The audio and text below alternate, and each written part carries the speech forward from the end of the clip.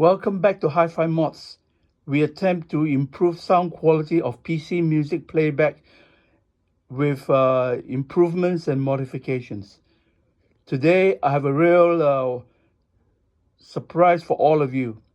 I have here the FOSI Audio i5 headphone for review. Later on, I'll be sharing with you some EQ settings to improve the sound quality of playback from these headphones, which is already quite wonderful at its factory settings. The i5 is delivered in the wonderful box that flips open from the front and reveals the user's manual inside. This is a wonderfully published and printed book giving instructions on use and on maintenance and so forth. Putting that aside, we see a piece of protective foam, and if you remove the foam, you will see the headphones, the FOSI i5, revealed in all its glory. It's delivered protected in a custom fitted foam, and it's really quite nice. This is the FOSI i5 headphone manual. Contains useful information and the specifications. Also a brief history about FOSI Audio's setup.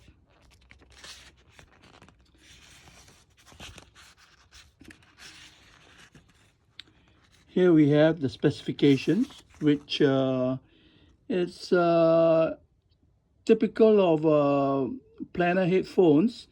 It's quoted at frequency response from 10 to 50 kilohertz, total harmonic distortion less than 1% at 100 dB SPL.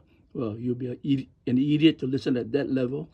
Sensitivity is pretty reasonable, 98 dB per milliwatt at the 1 kilohertz. The nominal impedance is 28 ohms. Recommended headphone power 500 milliwatts and higher, but there's also a warning somewhere else in this manual not to use speaker headphones, amplifiers I mean.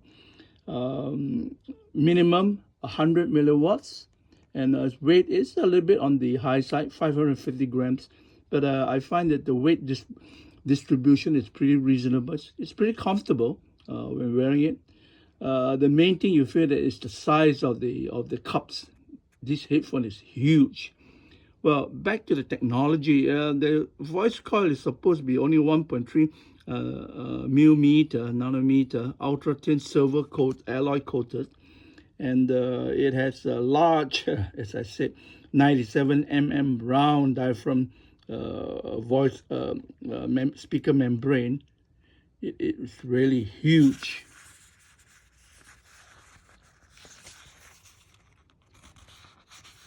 My i5 comes with the modified speaker foam surround, which prevents the bass leakage through the Velcro fastening of the headphone pad. So here we go.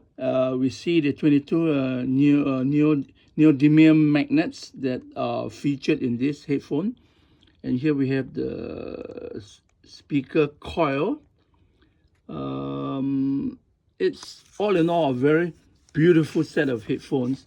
Especially love the grills on the outside of each speaker cup. The sliding mechanism is also using silicone sliders, which are surprisingly very sturdy, very smooth, and holds its position pretty well.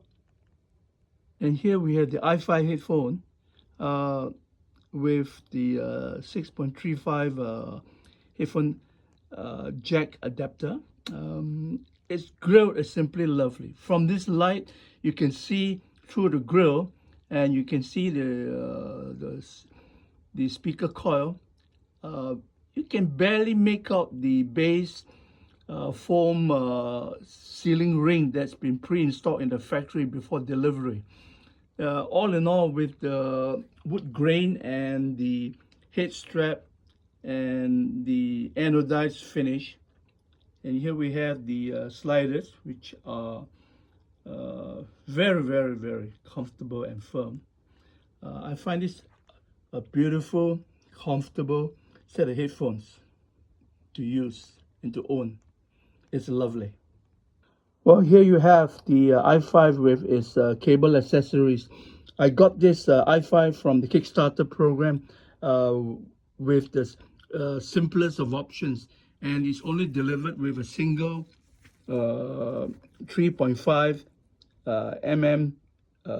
headphone jack with twin 3.5 jacks to the headphone itself.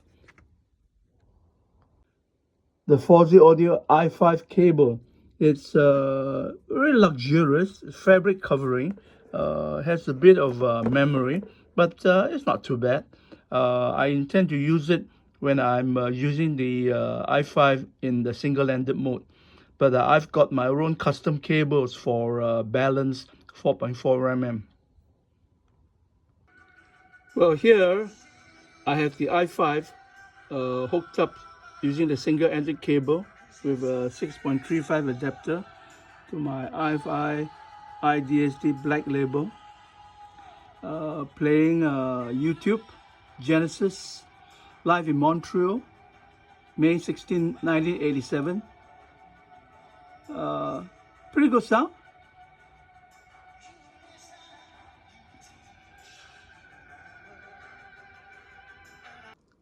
Here we have the i5 using a 4.4 balance cable connection to a 4.4 to 4-pin XLR adapter connected to my headphone amp. This I'll be doing a special exclusive review of this headphone amp. This is the HFL Link-in RP single-ended balanced headphone amplifier. It's crazily powerful with 28, I repeat, 28 watts RMS at 32 ohms in the balance mode. I use this to drive my Abyss AB12665 5cc headphone as well as my Sasvara OG headphone, and it does a wonderful job. The key thing about this is it's op-amp swappable, so I'm waiting for my order of 4 units of Burson Audio Vivid V7 op-amps to be delivered, and I'll be doing a swap of this in place of the original op-amps.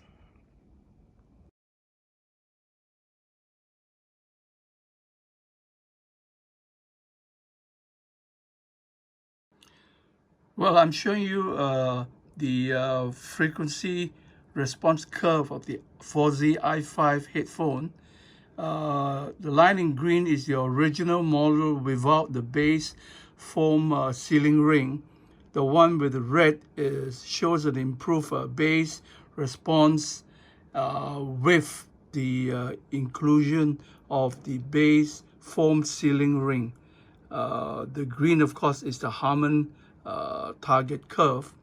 And here I have showing the EQ settings, which I'll show you in tabular form to adjust the bass response and elevate it even a little bit further, but also to compensate for certain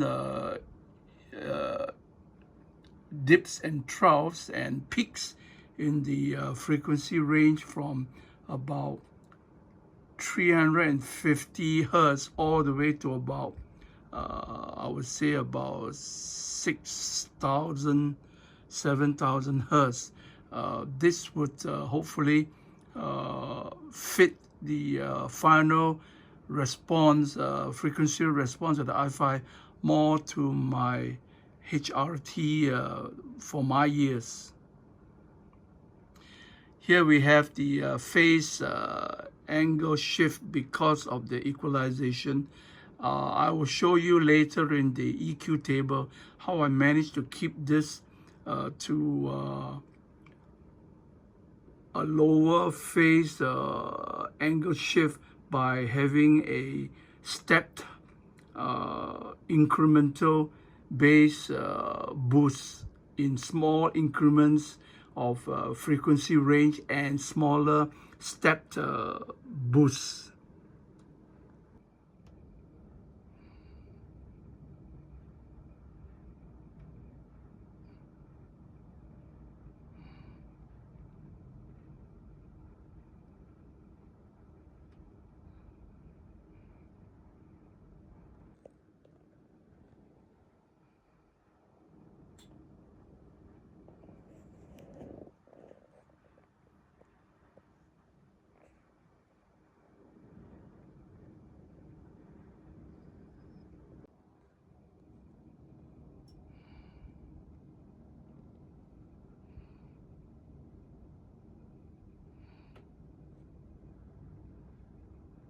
Well, this is my subjective opinion of the FOSI i5 headphone in use. I find it with the bass ceiling ring straight out of the box to sound pretty fine. There are some oddities in the mid-range from upper bass to about 5 kilohertz, which I think you can hear.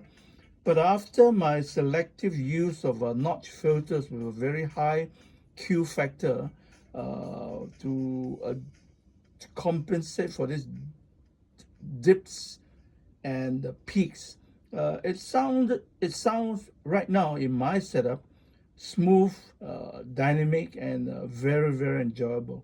So I'll be doing, as I said, a separate review of my new HFL Linging RP single-ended balance op-amp swappable high power headphone amp. This will be in the follow-up review to this i5 headphone review. Thank you for joining me.